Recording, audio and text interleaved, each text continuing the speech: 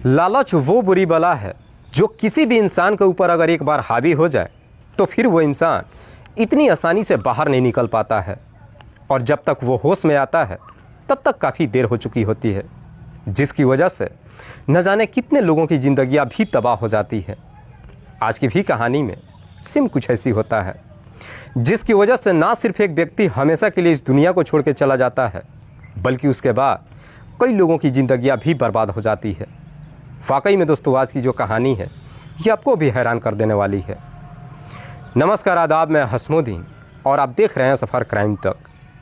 आज की जो सच्ची घटना मैं आपको सुनाने वाला हूँ, ये घटना है बिहार प्रदेश के पूर्णिया जिला की। पूर्णिया का एक गांव आता है धूसर, और इसी धूसर गांव का रहने वाला गुलाय मंडल। गुलाय की पत्नी का नाम है परमिला देवी। गुलाय जो खेती किसानी का काम करता है और बड़ी मुश्किल से अपने पत्नी के साथ गुजारा करता है। हालांकि गुलाय की शादी हुए कई साल बीत चुके हैं, लेकिन बावजूद इसके उसका कोई औलाद नहीं है। इसीलिए गुलाय और उसकी पत्नी एक बच्चे के लिए अक्सर परेशान रहते हैं। लोग जैसे सुझाव देते हैं, गुलाय अपनी पत्नी के साथ वहाँ पे जाता है और एक बच्चे के लिए कई तरह के मिन्नतें भी मांगता है। और आखिरकार गुलाय की एक दिन मेहनत रंग भी लाती है और उसके घर में एक बेटा पैदा होता है, जिसका नाम उत्तम मंडल रखते हैं। जैसे ही बच्चा दुनिया में आता है, पति पत्नी काफ़ी खुश तो होते हैं, लेकिन ये खुशी भी ज़्यादा देर तक नहीं टिक पाती है, क्योंकि उत्तम बचपन से ही विकलांग होता है। जब अपने बच्चे को विकलांग देखते हैं, फिर से पति पत्नी को अब चिंता सताने लगता है कि आखिरकार उनके बच्चे का भविष्य क्या होगा। लेकिन बड़ी मुश्किल से जब उत्तम इस दुनिया में आता है, इसीलिए गुलाय और उसकी पत्नी अपने बेटे का लाड प्यार से परवरिश ही नहीं करते हैं, बल्कि उसकी तमाम ख्वाहिशों को भी पूरा करते हैं। जैसे जैसे समय गुजरता है, उत्तम जब जवानी के दहलीज पे कदम रखता है, अब गुलाय अपने बेटे की शादी कराने के लिए कई जगहों पे रिश्ते की बात करता है, लेकिन बावजूद इसके उसकी कहीं शादी तय नहीं हो पाती है, जिसे लेकर के गुलाय और उसकी पत्नी काफ़ी चिंतित हो जाते हैं। पर जैसे ही कुछ दिन का समय गुजरता है, एक दिन गुलाय के घर में एक लड़की का रिश्ता आता है, जिस लड़की का नाम है काजल, जो गुलाय के ही गाँव के बगल की रहने वाली है। काजल के माता पिता भी बेहद ही गरीब हैं, लेकिन काजल देखने में बेहद ही खूबसूरत है। इसी गरीबी की वजह से काजल के माता पिता भी अपनी बेटी का रिश्ता उत्तम जैसे विकलांग लड़के से तय कर देते हैं, और आखिरकार उत्तम और काजल की शादी हो जाती है। उत्तम जब काजल से शादी कर अपने घर लेकर आता है, खूबसूरत पत्नी पाकर बेहद ही खुश होता है। अपनी पत्नी की तमाम ख्वाहिशों को पूरा ही नहीं करता है, बल्कि अपनी पत्नी से बेइंतहा मोहब्बत भी करने लगता है। उत्तम जो अपने पिता के साथ ही खेती किसानी का काम करता है, पर जैसे ही 2 साल का समय गुजरता है, उत्तम का भी एक बेटा हो जाता है, जिसका नाम शुभम रखते हैं। धीरे धीरे जब समय गुजरना शुरू होता है, लगभग 8 साल का समय गुजरता है। उत्तम का बेटा शुभम जब 8 साल का हो जाता है, अब काजल को अपने बच्चे को लेकर चिंता सताने लगता है। दरअसल काजल एक दिन अपने पति को समझाते हुए कहती है कि अब तुम ये खेती किसानी का काम छोड़ दो और बाहर जाकर के कोई नौकरी करो, क्योंकि अगर हमने अपने बच्चे को सही तालीम नहीं दिया, हमारा बच्चा भी हमारे जैसा ही होगा। काजल जैसी इस तरह की बातें कहती है, उत्तम को भी ये सुझाव काफ़ी हद तक पसंद आ जाता है, और फिर उत्तम साल 2022 के शुरुआती महीने में दिल्ली शहर चला जाता है। दरअसल दिल्ली के रजौरी गार्डन में उत्तम के ही गांव के कई सारे लोग रहते हैं, जिनमें से एक है राजेश।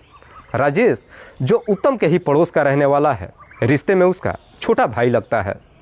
राजेश के पास जब उत्तम पहुँचता है, राजेश उसे एक प्राइवेट कंपनी में नौकरी नहीं दिलवा देता है, बल्कि इसी राजौरी गार्डन में उसे किराए का कमरा भी दिलवा देता है।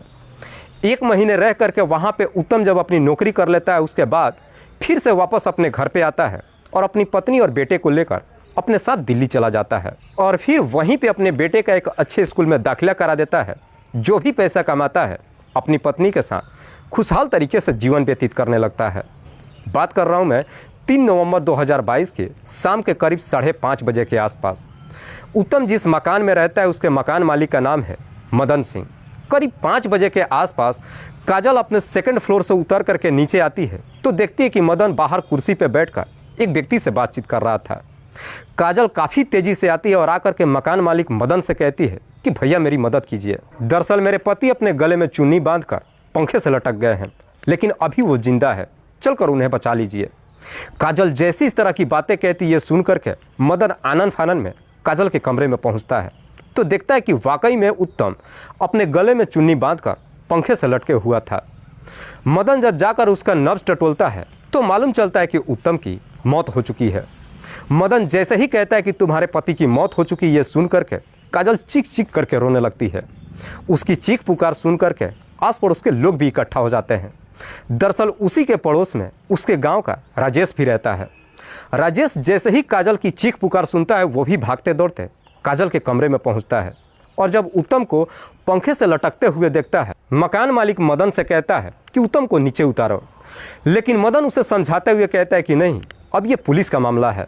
मदन कमरे से बाहर निकल जाता है, लेकिन राजेश नहीं मानता है। उस चुन्नी को खोल करके उत्तम की डेड बॉडी उतार कर खाट पे लेटा देता है और साथ ही इस बात की जानकारी नज़दीकी थाने में दे देता है।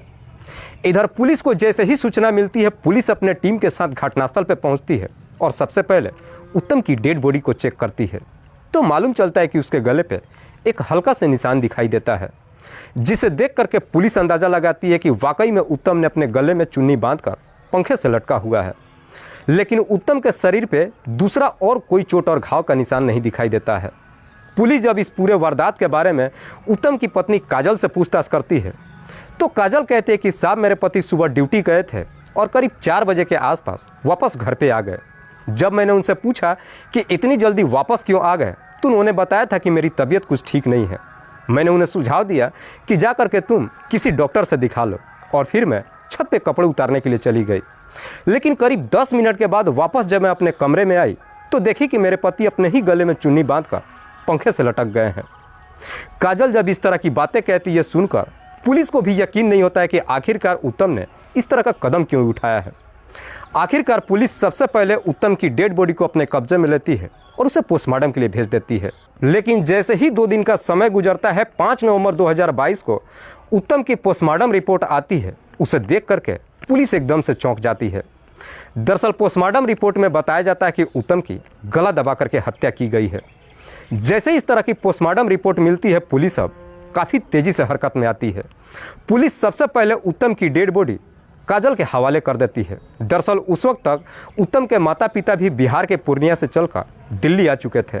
5 नवंबर को ही उत्तम के घर परिवार वाले उसके अंतिम संस्कार भी कर देते हैं। लेकिन पुलिस को जैसे इस तरह का पोस्टमार्टम रिपोर्ट मिलता है, पुलिस को सबसे पहले उत्तम की पत्नी काजल के ऊपर ही शक चला जाता है, क्योंकि पुलिस सोचती है कि जिस वक्त उत्तम की मौत हुई थी उसके घर में काजल के अलावा और कोई भी नहीं था।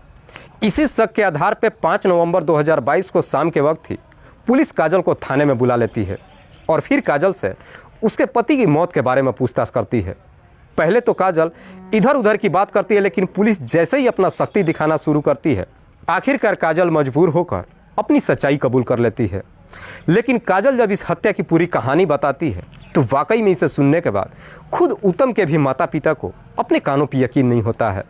दरअसल इस कहानी की शुरुआत होती है घटना से ठीक लगभग 8 महीने पहले, जब उत्तम अपनी पत्नी और बेटे को लेकर दिल्ली शहर में आ जाता है। रजौरी गार्डन के किराए के कमरे में जब रहने लगता है, वहाँ पे रहकर अपनी ड्यूटी तो करने लगता है, लेकिन उसी के बगल में उसके गांव का रहने वाला राजेश भी रहता है। राजेश जो कि ऑलरेडी शादीशुदा नहीं है, बल्कि उसके 4 बच्चे भी हैं, लेकिन राजेश का पूरा परिवार गाँव में ही रहता है। चूँकि राजेश उत्तम से उम्र में छोटा होता है, उसे भाई कहता है, इसी रिश्ते से काजल को भी भाभी कहकर के बुलाता है।